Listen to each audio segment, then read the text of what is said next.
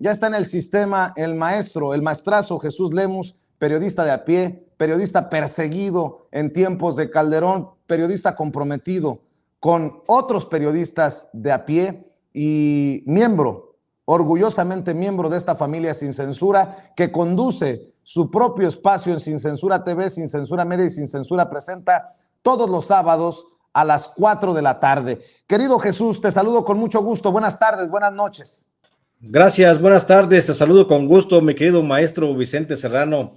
Un placer estar contigo ahora en este momento. Ya platicaremos también mañana de temas importantes. Sí. Oye, Jesús, te estoy buscando porque, bueno, hay que entrarle de lleno a un tema que es candente, que es la violencia contra los periodistas, el peligro en el que se encuentran periodistas, verdaderos periodistas de a pie, los héroes y heroínas que buscan la nota en los estados de la República Mexicana, periodistas que son amenazados, que son perseguidos, periodistas que han pagado con su vida algunos, que están amenazados otros, y bueno, que no necesariamente salen, por decirlo de alguna manera, en el canal de las estrellas. La situación está muy complicada y creo que es importante retomar este tema en momentos en que llegan a México también periodistas de diferentes medios de comunicación que salen huyendo de Afganistán por el embate del Talibán, y México les abre sus puertas, lo que demuestra un compromiso con la libertad de expresión, con la libertad de prensa a nivel mundial. Pero creo que hay un tema complejo, difícil, doloroso, pero que hay que abordarse, Jesús. Sin duda alguna, mi querido Vicente, el hecho de que, bueno, hay que reconocer el trabajo que hace la Cancillería mexicana para poder pues ayudarle a algunos colegas, a algunos compañeros periodistas de Afganistán que hoy están en condición de riesgo mayor, por supuesto, con la llegada del Talibán al poder justamente en ese país. Pero también, pues bienvenidos al infierno, les podríamos decir, sin lugar a dudas de equivocarnos, por el hecho de las circunstancias que estamos viviendo justamente en México, donde no se ha podido disminuir, mi querido Vicente, pese a las buenas intenciones de la presidencia de la República, pese a la disponibilidad, pues, del presidente de la República de que hoy ha cambiado aquella política de Estado de agresión a los periodistas, la que vivimos justamente en el gobierno de Felipe Calderón y después se continuó con Enrique Peña Nieto. Pues al menos hoy no tenemos un presidente perseguidor de periodistas, pero aún así las condiciones en México son muy extremas con relación al ejercicio periodístico. Y déjame nada más recordarte que lo que va, por ejemplo, de este año en México han sido asesinados 7 periodistas, el año pasado fueron 14, en el 2019 fueron 13, en el 18 fueron 18 periodistas y en el 2017 fueron 17, solo por referirte lo más inmediato, mi querido Vicente. Entonces estamos viviendo una ola de persecución muy terrible en México, que bueno, ojalá no tengamos que decir a estos colegas periodistas de Afganistán que hoy podrían estar llegando a México, que salieron de Guatemala para entrar a Guatepeor, porque sí hay una difícil situación en México, sobre todo también por una cosa, mi querido Vicente, por el asunto de que el mecanismo de protección a periodistas, maestro, no está funcionando, no está respondiendo a las expectativas, a las necesidades de protección de los comunicadores, porque simplemente se han convertido los del mecanismo en una clase aparte, que nada más ven cómo persiguen a los periodistas, cómo amenazan a los periodistas, y desde la barrera los están viendo cómo nos están persiguiendo, mi querido maestro. No está funcionando el mecanismo, dices, Jesús Lemus. Por supuesto que no está funcionando, mi querido maestro, y te lo digo con plena certeza. Te digo, el periodista nunca debe de ser eje de su propia información. Sin embargo, me tomo la licencia de decirte, de referirte mi caso personal. A mí, en lo personal, mi querido Vicente, no me han ayudado en lo más mínimo, pese a las amenazas de muerte que han venido ocurriendo, pese a la necesidad de haberme tenido que salir justamente del país. No me han ayudado en nada. Es más, les he hablado justamente en momentos críticos y no he tenido la más mínima respuesta de ese mecanismo, de los supuestos personas que están ahí al tanto de uno para la vigilancia. Lo único que me dotaron, mi querido Vicente, ha sido con el famoso mentado botón de pánico, que no sirve para nada más que para dar la geolocalización de uno. Decidí, por supuesto, tirarlo, no sé en qué camión anda por allá en la ruta del sur dando vueltas ese aparato de geolocalización, pero no sirve para nada. Yo he expuesto de manera muy clara ante Jorge Ruiz del Ángel, le he expuesto de manera muy clara mi situación de inseguridad, mi situación de amenazas, mi situación de persecución que he vivido en México, que se han arreciado, por supuesto, con relación a la última publicación o a la más reciente publicación de mis dos libros más recientes. Hablamos de Jaque a Peña Nieto, que salió apenas en junio de este año, y en el libro de El Licenciado, que salió justamente el año pasado, en octubre del año pasado. Con relación a estos libros ha habido una serie de amenazas, ha habido una serie de amagos, pues, hacia mi trabajo. Lo que tú ya bien sabes, eso me causó justamente el desplazamiento, la salida del país, pero no tuve nunca en ningún momento la ayuda del mecanismo de protección, pero el mecanismo de protección sí ayuda y sí protege a un grupo de amigos del propio Jorge Ruiz, a los que les brinda, sin tener o no tener, eso no lo sé porque habría que revisar los casos, a los que les brinda la posibilidad de tener escoltas, vehículos blindados, videovigilancia en sus casas, departamento de seguridad, ¿sí? Cuando los periodistas de calle, mi querido Vicente, los que la perreamos todos los días, pues no son capaces ni siquiera de mentarnos la madre, de voltear y vernos y de mentarnos la madre, porque simplemente no existimos para ellos. Entonces, es muy lamentable, mi querido Vicente, y te digo, el mecanismo de protección no está funcionando por una sola y sencilla razón. De los 69 periodistas asesinados, mi querido Vicente, entre el 2017 al 2021, bueno, y tú vas a decir, ¿por qué haces cuentas del 17? Bueno, pues porque justamente la gente que dirige actualmente el mecanismo de protección están ahí por lo menos desde el 2017 o más atrás. Entonces tenemos un mecanismo de protección que nos lo heredó el gobierno de Enrique Peña Nieto y no ha habido ninguna modificación en esas estructuras. Ahí tenemos a muchos funcionarios muy cercanos, por supuesto, al exsecretario de Gobernación, Miguel Ángel Osorio Chong. Entonces, que hoy no me vengan a decir de que están trabajando con la cuarta transformación y que están luchando y pugnando por la transformación de México para brindarle más seguridad a los periodistas. No es cierto, no es cierto, porque muchos de los funcionarios que están ahí son personas muy cercanas a la administración pasada y por lo mismo están cubriendo muchos intereses.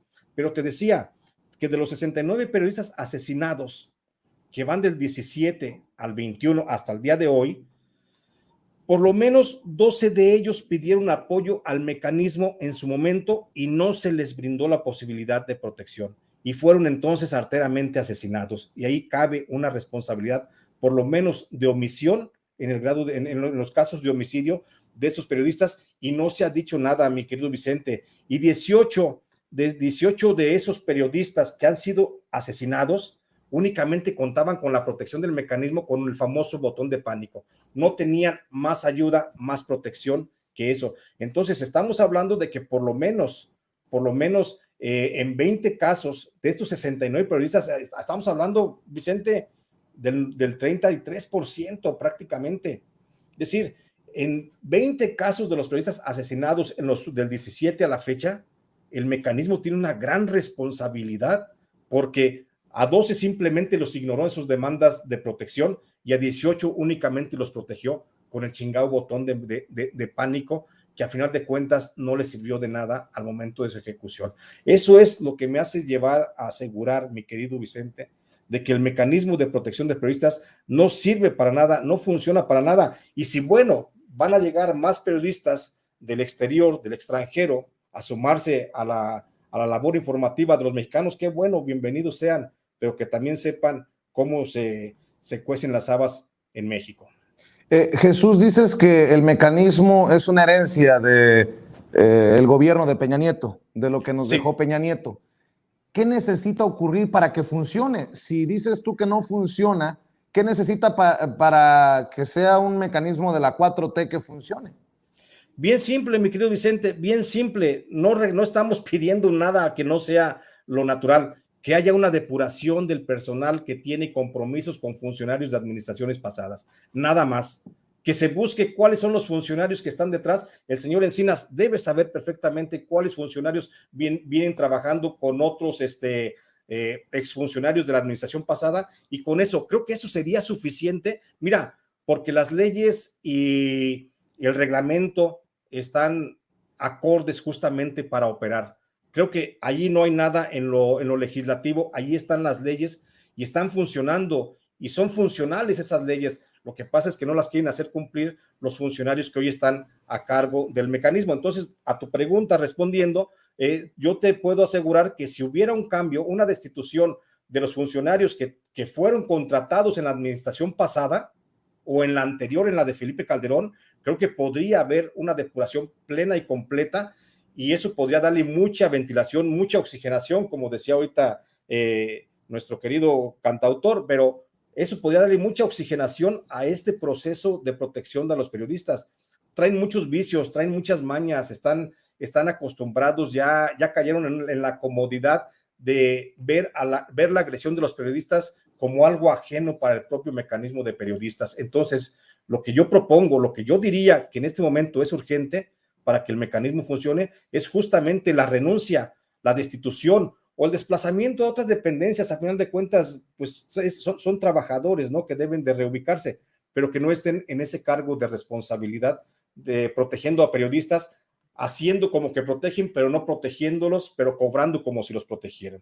Entonces, y el gobierno, los funcionarios como Alejandro Encinas, el subsecretario, en el caso de las amenazas a tu servidor, siempre presto, siempre dispuesto, desde coordinación de comunicación social, la gente del mecanismo. Yo hablo como me va en la feria, ¿no? Claro. Pero, ¿y del gobierno se están haciendo las adecuaciones correspondientes? ¿Se está tomando nota? ¿Qué ha pasado con las denuncias, Jesús? ¿Qué sabes? Bueno, mira, Vicente, déjame lo digo de esa forma, es que pues no es lo mismo que amenacen a Vicente Serrano que amenacen a Jesús Lemos. Te lo digo con todo honesto y con toda honestidad y con todo respeto, ¿sí? No es lo mismo, o sea, tú tienes a lo mejor otra imagen dentro del periodismo nacional en el que a lo mejor eres más importante que yo. A mí me ven todavía maestro, como... No, maestro. No, sí, permíteme. Y a mí me ven todavía como Dios a los conejos, así, orejones y pendejos, ¿sí? Entonces, esa es la gran diferencia, que todavía dentro del mecanismo hay un gran sentimiento clasista, mi querido Vicente. Entonces, no pesa lo mismo un Mauricio de León, no sé, contra un periodista de Oaxaca, o sea, no pesamos lo mismo, y debemos de ser muy honestos en este sentido, mi querido Vicente. Hay periodistas que sí pesan más, hay periodistas que pesan menos, y eso lo calibra muy bien la Secretaría de Gobernación. El señor Encinas, por supuesto que calibra bien. No es lo mismo una amenaza, no voy a mencionar a nadie para no confrontarme tampoco con otros compañeros periodistas, pero una amenaza contra una periodista de renombre internacional que contra, no sé, Jesús Lemos, te digo, a final de cuentas, u otros más que andamos. No es lo mismo que amenacen a Azucena Oresti que ¿a eso te referías? A eso me refiero. No es lo mismo que amenacen a Azucena Oresti que amenacen a Jesús Lemos, mi querido Vicente. Entonces, ¿por qué? Pues porque les representa a lo mejor otro tipo de interés el proteger más a Azucena Oresti que a Jesús Lemos. Y entonces yo de mis amenazas las he mantenido siempre en información constante a Ángel Ruiz, a Jorge Ruiz del Ángel. Así como te he informado a ti de mis amenazas de la resolución, así me he informado a mí, mi querido Vicente. Simplemente me han mandado a la chingada. Entonces, por esa razón, yo tomé también otra vez la decisión de renunciar pacífica y tranquilamente al mecanismo de protección. Yo renuncié desde el pasado fin de semana al mecanismo, que Dios los cuide y que a mí no me desampare, simplemente porque a mí el mecanismo no me beneficia nada. Y justamente acabamos de ver el hecho, y lo hice en una protesta por el asesinato de Jacinto Romero Flores en Ixtacoquitlán, Veracruz. Entonces, en función de eso... Cuéntame de ese caso, Jesús, por favor, para que la gente tenga el contexto de tu protesta, ¿no? De esta manifestación importante, tajante. Sí, pues resulta que el día 19 de agosto, la semana pasada, asesinaron a un a un periodista, locutor de radio del estado de Veracruz, a Jacinto Romero Flores. Perdón, y el caso de Jacinto Romero Flores es como el de otros 11 periodistas que habían pedido la protección del mecanismo, porque Jacinto Romero Flores dijo, hey, me están amenazando, necesito protección, necesito ayuda. Nadie en el mecanismo lo peló. Y entonces lo ignoraron rotundamente y tuvimos la consecuencia de que luego el día 19 de agosto fue asesinado allí en Ixtazoquitlán, en Veracruz. Tras ese hecho que indignó, por supuesto, a muchos colegas de Veracruz, a muchos colegas de otras partes de México, no nada más fue el hecho del asesinato y de su omisión, simplemente el mecanismo hasta el día de hoy no ha brindado medidas de protección a la familia de Jacinto Romero Flores. Entonces, eso nos indignó mucho. Cada quien dijimos, bueno, nos indignó mucho, digo, porque yo a veces platico con un grupo de periodistas de los que tocamos este tema. Nos indignó mucho, pensamos hacer un manifiesto, dijimos, ni para qué gastemos tiempo ni saliva, simplemente el mecanismo no va a cambiar. Y cada quien asumimos medidas en lo particular para protestar de manera consistente. A partir de ese momento yo tomé la decisión de renunciar a mis supuestas medidas de protección, que no son ningunas más que lo que te digo, el botón de pánico, pero decidí renunciar al caso de que yo estuviera protegido por el mecanismo de protección de periodistas. Renuncié. No más quiero protección, por supuesto. Yo me la voy a seguir jugando como me la he jugado desde siempre, mi querido Vicente, con mis propios recursos, con la ayuda de muchos amigos como tú, de muchas personas que me auxilian, que me ayudan cuando estoy en algunas necesidades, y pues seguiré haciendo mi labor informativa, pero eso sí, que sepa el gobierno federal, el gobierno de la Cuarta Transformación, este gobierno del presidente López Obrador, que dice que protege la libertad de expresión, que su mecanismo no está funcionando.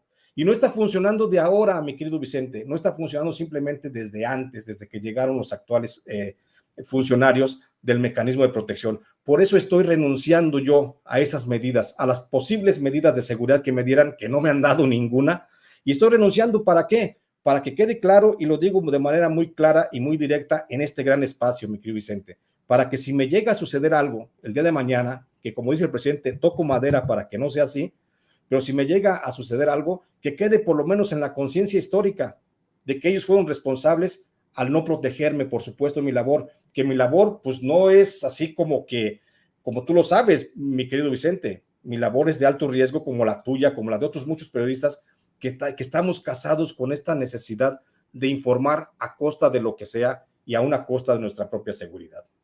Jesús, qué fuertes palabras de alguien que fue perseguido en tiempos de Calderón, que fue enviado a prisión de máxima seguridad, que fue torturado en tiempos de Calderón, que has dicho que Andrés Manuel López Obrador obviamente no es Felipe Calderón, que no hay punto de comparación, pero qué dura crítica, qué fuerte palabras para el mecanismo de protección a periodistas que dices no está funcionando, y sobre aviso pues no hay engaño, diríamos en el barrio, ¿no? Es correcto, mi querido Vicente, son fuertes las palabras que estoy diciendo, es dura la realidad a la que me enfrento, pero esa es la vida que tenemos que plantear, y esto es lo que me ha tocado a mí en esta suerte de mi ejercicio periodístico, y lo digo de manera muy clara: renuncio porque el mecanismo no ha sido capaz de darme la seguridad, y entonces dejo bajo su conciencia lo que a mí me pueda pasar. ¿A quién responsabilizas? Me imagino que, digo, no es necesariamente responsabilidad directa del presidente Andrés Manuel López Obrador, pero para que quede claro, porque obviamente hay gente que se acelera muy rápido con las declaraciones. No, en un deslinde del caso, mi querido Vicente, pues aquí la responsabilidad directa va contra Jorge Ruiz del Ángel, contra Enrique Irazoque, contra Alejandro Encinas y contra la secretaria de Gobernación. Entonces, entonces creo que queda muy claro, ellos son los responsables del mecanismo, ¿sí? Ellos son los que de alguna forma han tenido conocimiento. He mandado 2 cartas a la Presidencia de la República, a la Secretaría de Gobernación y al señor Encinas. No he tenido ninguna respuesta. No he corrido con la suerte. No me llamo Azucena Oresti, lamentablemente. Yo quisiera llamarme de otra forma, algo que me brindara más la seguridad y la certeza de poder ejercer mi labor informativa. Pero no he tenido la respuesta, por eso tomo la decisión y por eso lo responsabilizo justamente a ellos, incluyendo, como decía la secretaria de Gobernación, Olga Cordero. Olga Sánchez Cordero. La incluyo, por supuesto, en esta responsabilidad, porque no se puede ejercer el periodismo. Mira, ahí está el mecanismo. O sea, no se puede ejercer el periodismo bajo esas condiciones. Ahí está el mecanismo que está hecho precisamente para esto. Si no, no lo estaría yo pidiendo. Yo no creé el mecanismo lo creó el legislativo y lo ha puesto en marcha el ejecutivo de la administración de Enrique Peña Nieto y de Calderón. Yo no lo creé, yo nada más quiero que me acojan como debe de ser de manera certera. Si no pueden, pues bien fácil, yo tampoco quiero la protección, ni quiero engordar mi presencia, las cifras con mi presencia dentro del mecanismo, que se sepa que yo no estoy recibiendo ayuda y protección y que sigo haciendo mi trabajo de información de alto riesgo y que pues ahora sí, que Dios me ampare nada más. Porque lo leí precisamente por estas declaraciones que haces en Astillero Informa, el espacio de Julio Hernández López, para que lo entienda la gente también tus declaraciones, Jesús. El periodismo de investigación es imprescindible para denunciar impunidad y abusos de poder. Has dicho, y creo que has dicho bien, ante tantas opiniones, ¿no?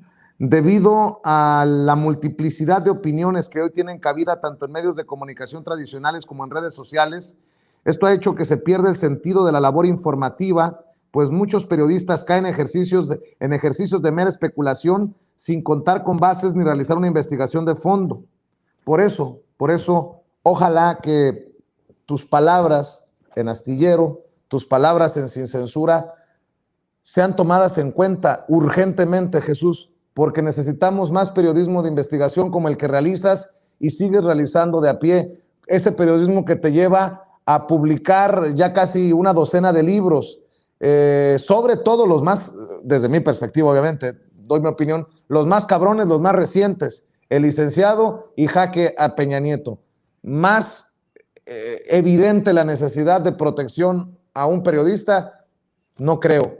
Y también debo de reconocer tu valentía para seguir buscando ser la voz, seguir hablando de esos periodistas que de otra manera serían pues anónimos, serían inexistentes, y tú los señalas con nombre y apellido y son los verdaderos héroes y heroínas que siguen haciendo la talacha en los estados, en los municipios, en los pueblos, y que son los que están más expuestos a amenazas y ataques del crimen organizado, de políticos corruptos y de las mafias que desafortunadamente siguen controlando ciertas partes de nuestro país. Jesús, ¿con qué reflexión cierras ante esto que te planteo?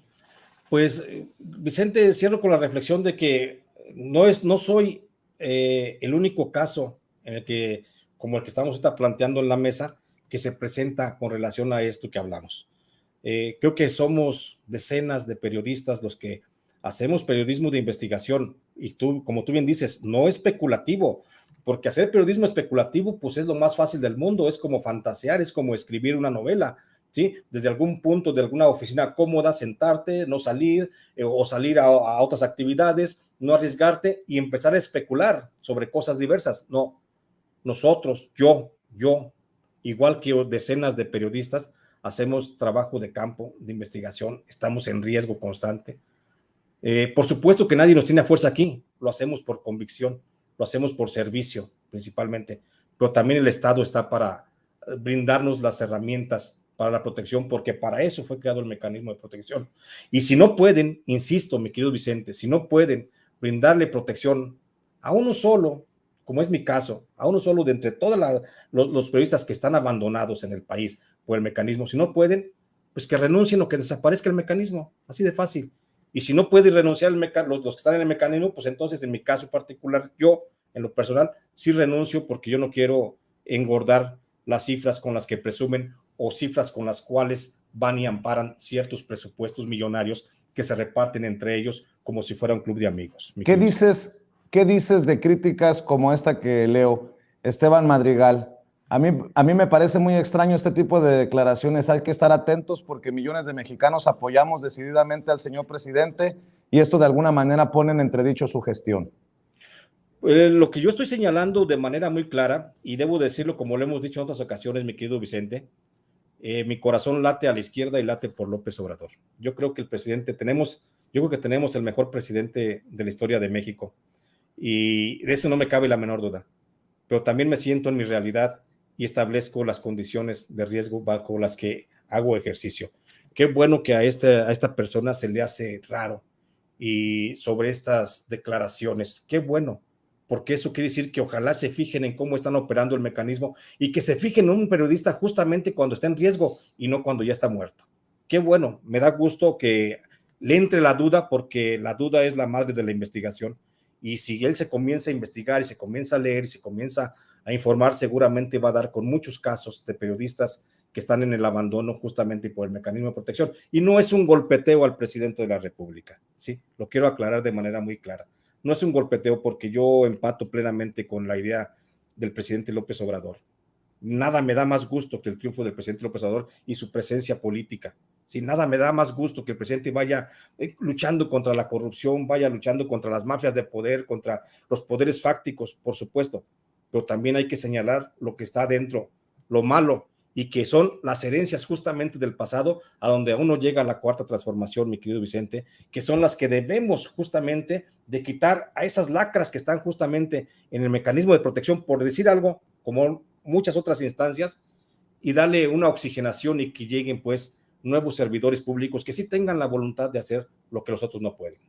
Jesús, si me permites, maestro, tú sabes que te aprecio, que te admiro, que te respeto, pero me acaba de compartir lo que publicas en Regeneración MX, tu artículo de opinión, nuestro jefe de información, Mario Toledo, y me eriza la piel.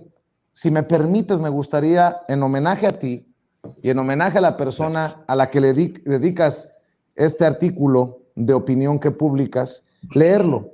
¿Tengo adelante. Tu permiso? Gracias, adelante, por favor, maestro, un honor. Y esto creo que debe de darnos una idea de quién eres como periodista, de más de 20 años de carrera, de más de andar, de más de 20 años de andarle picando piedra y chingándole en las calles.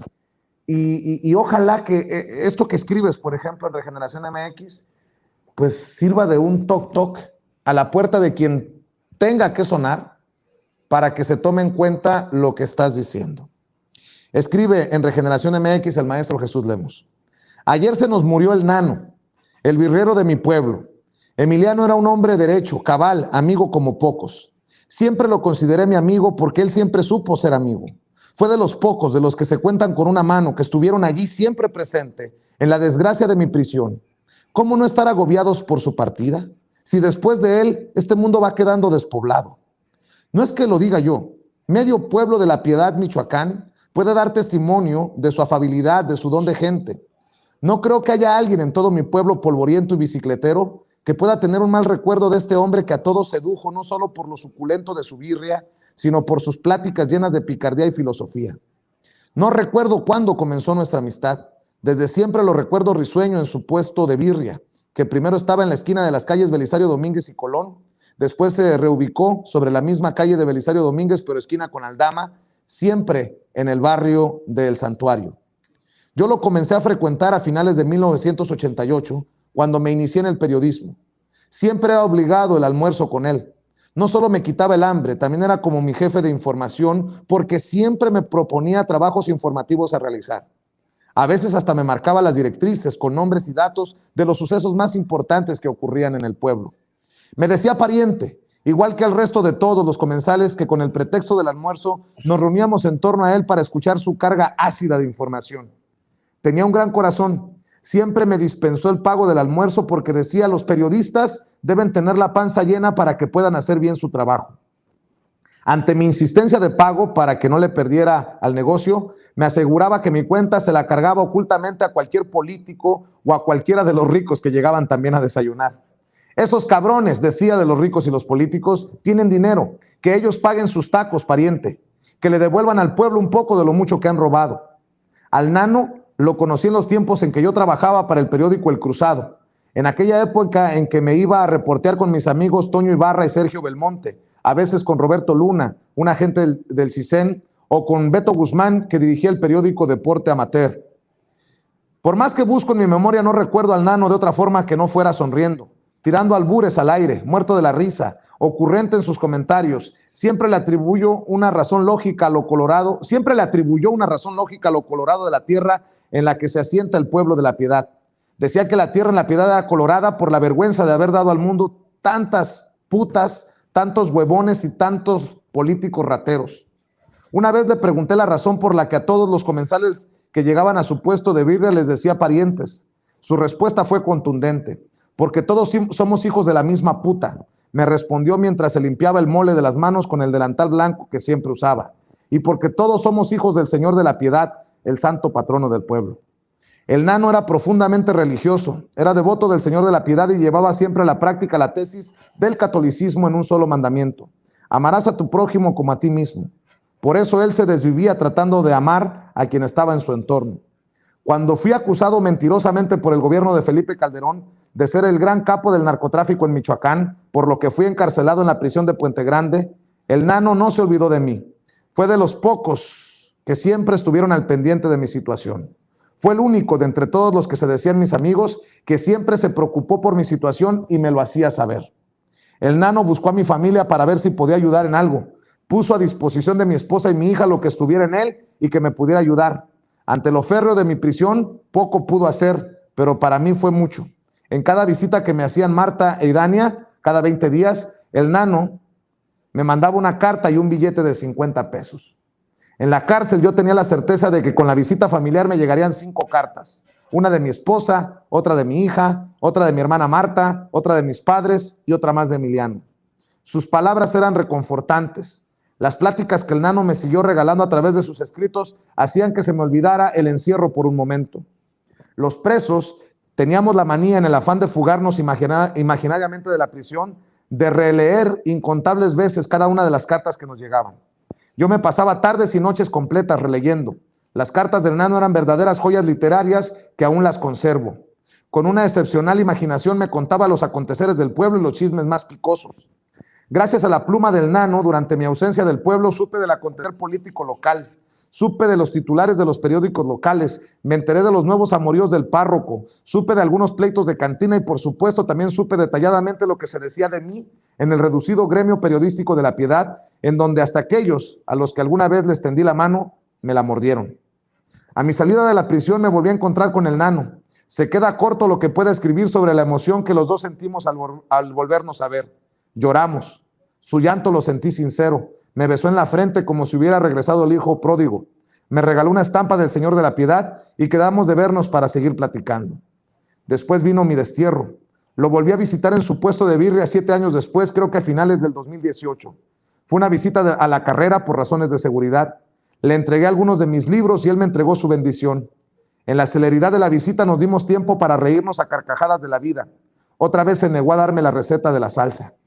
Quedamos de volver a vernos en cuanto se pudiera dar mi regreso seguro a La Piedad. Eso ya no fue posible. Ayer me enteré por un post publicado en el Facebook por mis amigos Roberto Arellano y Lorena Arellano que el Nano había muerto. Fue una sacudida de tripas que me quitó las ganas de escribir. Hoy, en honor al recuerdo de mi amigo, simplemente no escribiré. Que sea mi silencio el mejor homenaje a mi amigo Emiliano. Vuela, querido amigo, te abrazo con el corazón. Puta madre, maestro. Híjole, me sacudes. Batallé para leerlo, debo de admitir. Te eriza la piel, pero creo que eso habla mucho, pues, de los periodistas de a pie, como tú. No de los que andan en el círculo de élite, que, pues que no, tampoco les merecemos que los amenacen ni que estén en riesgo, pero pues creo que sí hay diferencias entre un Jesús Lemus, Emiliano y los otros. ¿Para qué más abundar? ¿Para qué abundar más? Híjole, maestro, me apachurras el corazón, pero tienes toda la razón. O sea, eso es justamente lo que yo quiero dar a entender, nuestra visión desde el ras de la calle, desde el ras de la banqueta, de que no somos no buscamos más allá más que el servir a la población, el transmitir el día a día del acontecimiento, de los hechos, y únicamente a eso aspiramos. Y entonces para hacer esa labor, pues tenemos que estar vivos. Y lo único que pedimos, bueno, en este caso, lo único que pido yo al mecanismo es que me den la posibilidad de seguir haciendo periodismo. Y como no me han podido dar o brindar protección, pues por eso presenté de manera pública, porque ante qué instancias presentas una renuncia donde ni siquiera te atienden una llamada, mi querido Vicente. Entonces, por esa razón lo hice de manera pública, por eso de esa forma lo estoy manifestando aquí en este espacio público, diciendo que estoy renunciando al mecanismo, porque simplemente la administración, a final de cuentas, la administración de la Cuarta Transformación, no me ha dado la posibilidad de ejercer mi labor con plena seguridad, y por eso aún estoy todavía lejos de esa tierra colorada de la piedad, de esa tierra que añoro junto con mi amigo ausente ahora, el nano, el birriero. Y pues bueno, estoy al punto de la lágrima, mi querido Vicente. Maestro, te abrazo. Ojalá que esa protección llegue, que esa seguridad te permita regresar a tu tierra algún día de forma segura y que no se tenga que perder otro amigo en el camino mientras llega la seguridad, querido Jesús. Y pues cerremos, si me permites, a pesar de que hoy has guardado luto por tu amigo Nano, cerremos pidiéndole a la gente que, pues que siga apoyando el periodismo independiente que realizas. Solamente así seguimos adelante. Gracias, claro que sí, mi querido Vicente, pedirle a la gente, como lo han hecho ya desde que estoy aquí contigo en Sin Censura, desde que me abriste las puertas, desde que me diste la posibilidad de participar en estos espacios, pues agradecerle a la gente y pedirle que me sigan apoyando y que me busquen. Yo estoy en redes sociales como en Facebook como Jesús Lemus Barajas, en Twitter estoy como @Lemus Barajas. Pueden encontrar mis artículos, mis textos que publico de manera cotidiana en Los Ángeles Times y en el semanario Ángel Metropolitano de la Ciudad de México. Ahí estoy publicando, y también, por supuesto, en este espacio que tan generosamente me brindas los sábados a las 4 de la tarde, donde siempre platicamos temas de interés, y agradecerles. Y ahí siguen mis libros, todavía hay muchos libritos ahí en las librerías. Todavía está El Licenciado, todavía está Jaque a Peña Nieto, hay algunos de Los Malditos, todavía hay México a Cielo Abierto, El Último Infierno, El Agua o la Vida, bueno, diversos libros todavía con los que me pueden seguir apoyando, y ahí están a la venta, y eso me ayuda a seguir haciendo periodismo independiente sin tener que estar supeditado justamente a un patrón que me marcaría una directriz editorial, y en consecuencia sería una carga emocional para mí. Querido Jesús, nuestra solidaridad, lo sabes, como hemos recibido de ti siempre en momentos de amenazas. No estás solo, viejo. Estamos en esto hasta donde tope. Te mando un abrazo. Gracias, mi querido Vicente, un fuerte abrazo, y me estremeces el corazón. Gracias a ti por la amistad. Es Jesús Lemus, el maestro Jesús Lemus, periodista independiente, hablando con nosotros sin censura, miembro de esta familia Sin Censura.